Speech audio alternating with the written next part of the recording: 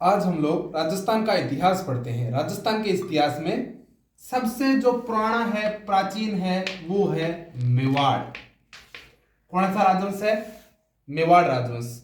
अब मेवाड़ राजवंश को, वैसे तो मेवाड़ को राजस्थान का गौरव कहते हैं। क्या कहते हैं? राजस्थान का गौरव। किसको कहते हैं? मेवाड़ राजवंश को। कैसे, क्या है, उसकी बात करते हैं ध्यान से। देखिए, राजस्थान को, इस मेवाड़ को प्राचीन काल में सिवी जनपद के नाम से जाना जाता था। सिवी जनपद, सिवी जनपद। जैसे आज जिलों में बटा है राजस्थान, वैसे पहले महाजनपदों में बटा था। 16 महाजनपदों में भारत को जाना जाता था। ठीक ऐसे ही ये एक सिवी महाजनपद में आता था। कौन सा? मेवाड़। ये वाला क्षेत्र है, ये मेवाड़ कहलाता था, जिसमें उदयपुर, डूंगरपुर, बांसवाड़ा, चित्तौड़गढ़, प्रतापगढ़ ये आते थे।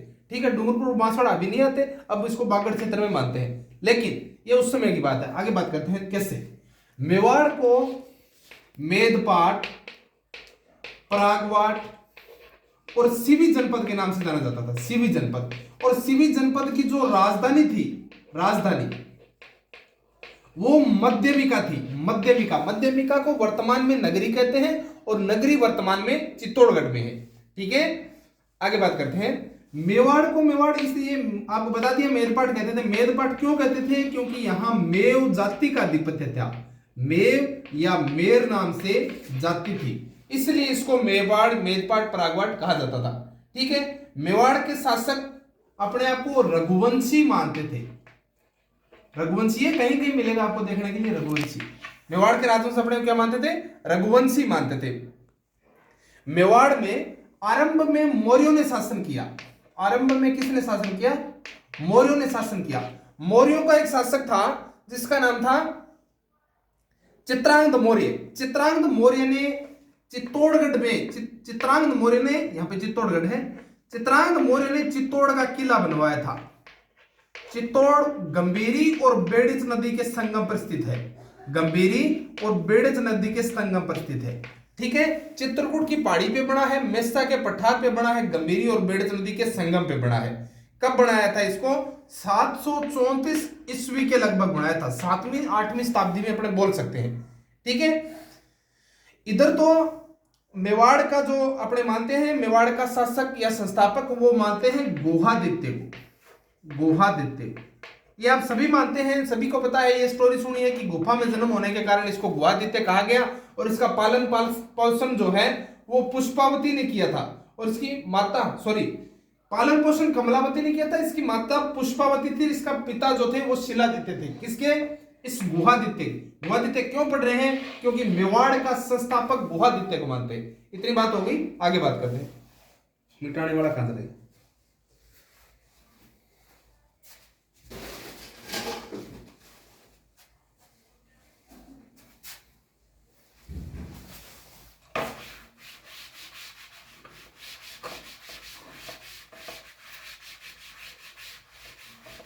और चित्तौड़गढ़ को किन किन नामों से जाना जाता है? कमेंट करके बताएं।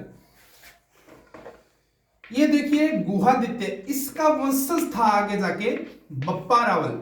बप्पा रावल, इस बप्पा रावल को, बप्पा रावल की उपाधि मिली हुई थी, वास्तविक नाम था इसका कालभोज। कालभोज। ये भुलक्कड़ आदमी था, शिव उपासक ब्राह्मणों की गायें चराया करता था। ठीक है, और हरित ऋषि के आशीर्वाद से आगे जाके राजा बना। कहते हैं हरित ऋषि ने पिक की थी, और पिक वो इसके पैरों पे पड़ी थी, तो उन्होंने कहा था कि जहां जहां तेरे पैर पड़ेंगे वो धरती तेरी हो जाएगी। इसलिए पाकिस्तान का जो गांव है रावलपिंडी, वो बप्पा रावल के नाम पे बसा हुआ है। आगे बात करते हैं।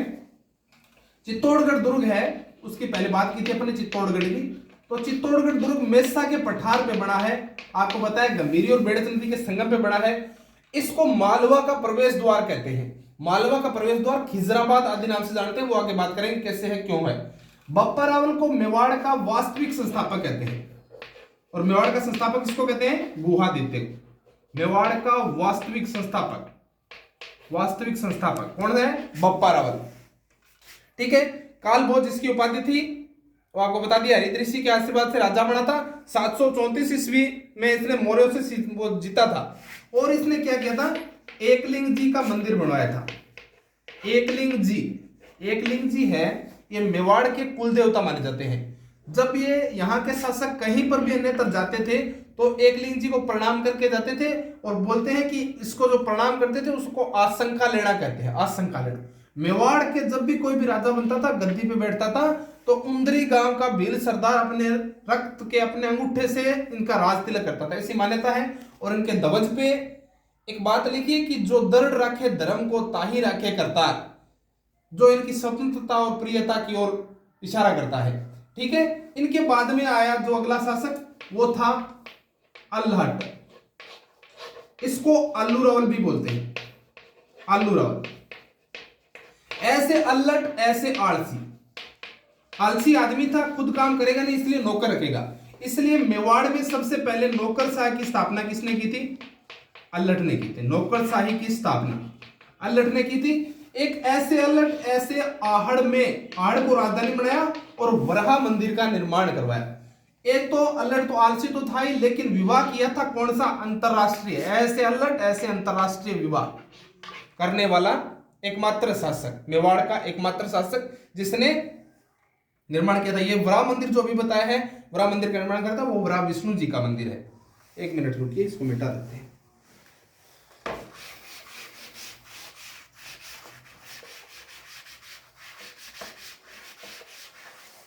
इसके बाद में जो राजा बना था वो है जेत्र सिंह। क्या नाम है? जेत्र सिंह। इस जेत्र सिंह के बारे में ज्यादा कोई खास नहीं है। हाँ, ये है कि इसने चित्तौड़ को राजधानी बनाया। पहली बात तो ये कि इसने चित्तौड़ को राजधानी बनाया। ठीक है, और दूसरी बात इसके बारे में क्या आती है?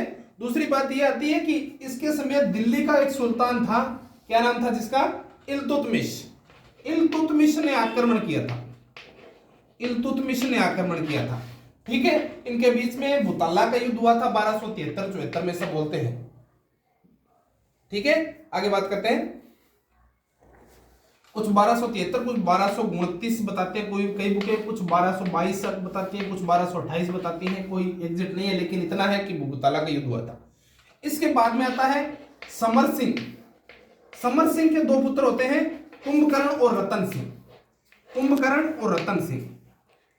ये कुंभकर्ण जो है ये मेवाड़ चला जाता है, नेपाल चला जाता है, नेपाल में इस वंश की स्थापना करता है। आगे यहाँ का जो शासक आता है वो रतन सिंह। अब रतन सिंह के बारे में डिटेल से थोड़ी सी बात करेंगे।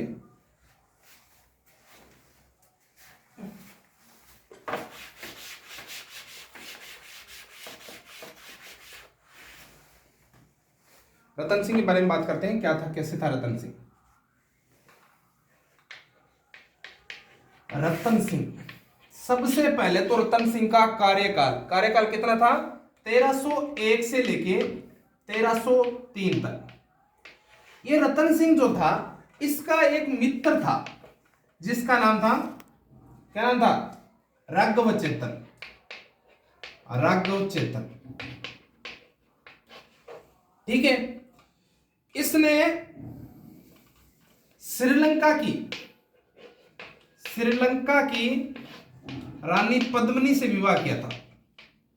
पद्मिनी से विवाह किया था, श्रीलंका की रानी पद्मिनी से विवाह किया था। कहते हैं उसके पास एक तोता था, वो मनुष्य की आवाज बोलता था। उसको झालावाड़ में एक बंजारा ने पकड़ लिया था, जो चिड़ी मार बंजारा था, और लाके इसको बेच दिया था। इस तोते ने इसकी स्टोरी सुनाई थी और इसलिए इसको लाके लेके यहाँ पे आया था। ये एक पुरानी ही स्टोरी है, लगभग आप हर वीडियो में देखते हो, सुनते हो, कोई बताने वाली बात नहीं है टाइम वेस्ट करने से। हाँ, जो जरूरी बात है वो ये है कि 28 जनवरी 1303 को, 28 जनवरी 1303 को अलाउद्दीन खिलजी ने आक्रमण किया था।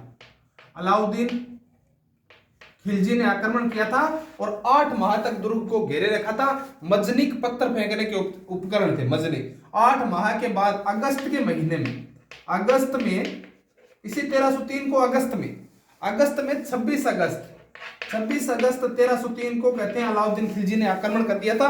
और इसके ये जो रानी पद्मिनी थी, इसका एक तो चाचा था गोरा और एक इसका भतीजा था बादल।